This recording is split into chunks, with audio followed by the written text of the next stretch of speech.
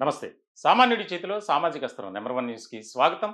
Top news, top అనాలిసిస్‌కి స్వాగతం. నేను రవీంద్ర.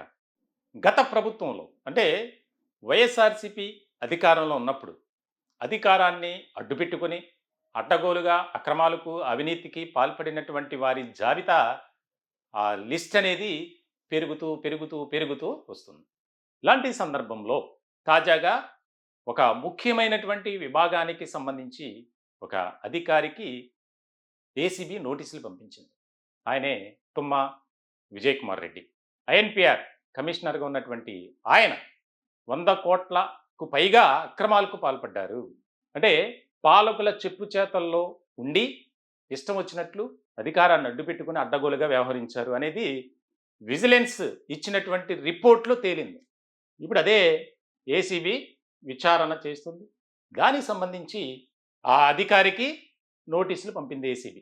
తుమ్మా విజయ్ కుమార్ రెడ్డి ఆయన గురించి ప్రత్యేకంగా చెప్పుకోవాలంటే ఇండియన్ ఇన్ఫర్మేషన్ సర్వీస్ కేంద్ర సర్వీస్ ఇది. దానికి సంబంధించి 2019లో వైఎస్ఆర్సీపీ అధికారంలోకి రాగానే ముఖ్యమంత్రిగా జగన్మోహన్ రెడ్డి బాధ్యతలు స్వీకరించారు. వెంటనే ఈ తుమ్మా విజయ్ కుమార్ రెడ్డిని డిప్యుటేషన్పై కేంద్ర సర్వీస్ నుంచి రాష్ట్ర సర్వీస్కు తీసుకొచ్చారు. ఇట్లాంటి సందర్భంలో ఇన్ఫర్మేషన్ అండ్ పబ్లిక్ రిలేషన్ సమాచార మరియు పౌర సంబంధాల శాఖ రాష్ట్రంలో ఇది ఒక కీలకమైనటువంటి విభాగమే. ఈ డిపార్ట్మెంట్ చేసేది ఏంటంటే ఆయా పత్రికలకు, ఛానళ్లకు ప్రకటనలు ఇవ్వటం, అలాగే రాష్ట్రంలో ఉన్నటువంటి జర్నలిస్టులకు సౌకర్యాలు, సదుపాయాలు కల్పించడం, ముఖ్యంగా అక్యుడేషన్స్. వీటన్నిటిలో అక్రమాలు చోటు చేసుకున్నాయి.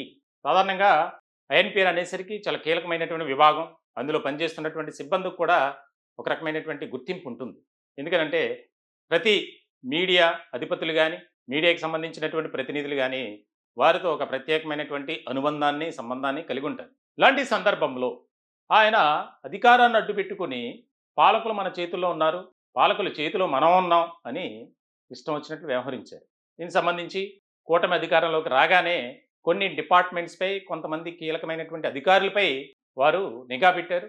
వారిపై విచారణ చేయాలని కొన్ని కమిటీలను కూడా ఏర్పాటు చేసింది కూటమి ప్రభుత్వం.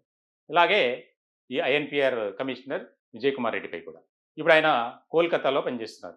ఎప్పుడైతే రాష్ట్రంలో అధికారం కోల్పోయిందో వైఎస్ఆర్సీపీ, వెంటనే కొంతమందిని పక్కన పెట్టింది కావాలని.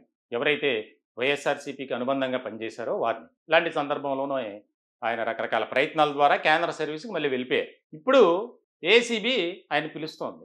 ఖచ్చితంగా రావాలి. ఎందుకనంటే ఈ అక్రమాలకు లెక్క చెప్పాలి. ఎవరెవరికి ఏమేమి చేశారు, ఈ ప్రకటనలు నిబంధనలకు విరుద్ధంగా ఎందుకు మీరు చేశారు, ఇవన్నీ ప్రశ్నించబోతుంది 2 రోజుల్లో. ఏసీబీ అధికారులు ప్రశ్నిస్తారు. తర్వాత ఎవరైతే ఈయన అండదండలను పెట్టుకొని రెచ్చిపోయారో, చిన్న పత్రికలు కానీ, పెద్ద పత్రికలు కానీ, కొన్ని యూట్యూబ్ ఛానళ్ళు కానీ, అర్హత లేనటువంటి వారు కూడా ఈ రోజున జర్నలిస్టులుగా చలామణి అయిపోతున్నారు. దానికి సంబంధించి ఇప్పుడు అన్నీ బయటపడతాయి త్వరలోనే. ప్రతిదానికి ఖచ్చితంగా లెక్క చెప్పాల్సింది. ఎందుకంటే కమిషనర్గా ఉన్నారు కాబట్టి ఆయనే ఏదైనా పాస్ చేయాలి, సిగ్నేచర్ పెట్టాలి. అప్పుడే ఆ పత్రికకు యాడ్స్, ఈ ఛానల్కి యాడ్స్ అనేది అవుతుంది. అంటే వైఎస్ఆర్సీపీ అధికారంలో ఉన్నప్పుడు ఏ రకమైనటువంటి అక్రమాలకు పాల్పడ్డారు కొంతమంది అధికారులు, అలాగే పాలకులు కూడా. ఇప్పటికే ఎంతోమందిపై అవినీతి ఆరోపణలు, అనేక రకాల విమర్శలు, ప్రతి ఒక్క అంశానికి సంబంధించి సుదీర్ఘంగా విచారణ చేయాలి, తదుపరి చర్యలు తీసుకోవాలి. ఇప్పుడు కూటమి అదే పెట్టుకుంది. దానిలో భాగంగానే త్వరలోనే ఆయన రాష్ట్రానికి రాబోతున్నారు. రాకపోతే కుదరదు. ఎందుకంటే ఈ 100 కోట్లకు సంబంధించి సమాధానం చెప్పాలి. విజిలెన్స్ రిపోర్ట్లో కీలకంగా ఇచ్చినటువంటి అంశమేది. ఏదో ప్రభుత్వం కావాలని కక్షపూరితంగా చేయడానికి అవకాశం లేదు. వచ్చినటువంటి ఆ యొక్క ఆరోపణలు ఏవైతే ఉన్నాయో, అలిగేషన్స్, దాని ప్రకారం ప్రభుత్వం ఒక విజిలెన్స్ కమిటీని ఏర్పాటు చేసింది. ఆయనపై విచారణ చేయండి, ఐఎన్‌పిఆర్‌లో ఏం జరిగింది, ఎందుకు ఈ రకమైనటువంటి ఆరోపణలు వస్తున్నాయి, విమర్శలు వినిపిస్తున్నాయని. దానికి సంబంధించి వాస్తవమే అవినీతి జరిగింది, అక్రమాలు చోటు చేసుకున్నాయి, ఐఎన్‌పిఆర్‌లో కమిషనర్గా విజయ్ కుమార్ రెడ్డి కొంత తప్పు చేశారు అనేది రుజువైంది, నిర్ధారణ అయింది. దానికి సంబంధించే సెకండ్ స్టెప్ ప్రాథమిక విచారణ పూర్తయింది. ఇప్పుడు ఏసీబీ అది టేకప్ చేసింది. దానికి సంబంధించి త్వరలోనే చాలా కీలకమైనటువంటి పరిణామంగా మారబోతుంది. ఎవరెవరిపై వేటు పడుతుందో అనేది ఇప్పుడు ప్రతి ఒక్కరికి భయంగా ఉంది. ఆయన చక్కగా చేసిందంతా చేశారు, మళ్ళీ కేంద్ర సర్వీస్కి వెళ్ళిపోయారు. కానీ ఆయన కింద ఎవరైతే ఉద్యోగులు ఉన్నారో, పనిచేసేవారు, వారు మాత్రం రాష్ట్రానికి సంబంధించి ఐఎన్‌పిఆర్‌లోనే ఉండాలి. వారి భాగోతం అంతా బయట పడబోతుంది. ఇప్పుడు ఐఎన్పిఆర్లో ఎవరిని కదిపినా ఇదే భయంతో ఉన్నారట. అమ్మో మా మీదకి ఎప్పుడు వస్తుందో.